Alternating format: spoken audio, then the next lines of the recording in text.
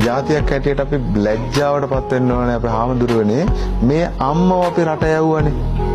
කාගේදෝ ඉඳුල් හොදන්න ඊට පස්සේ කියන එන ගැහුවා පොළොව වලින් ගැහුවා කවුද යවුවේ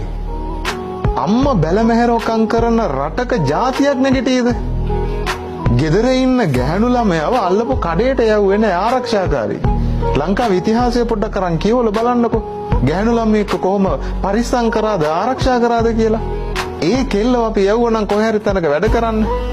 මම කියන්නේ සුදුසු රැකී ආරක්ෂා හොඳ තනතුරක වැඩ කරන එක වැරද්දක් නෙමෙයි මේ බැලමෙවරකම් ගැන කියන්නේ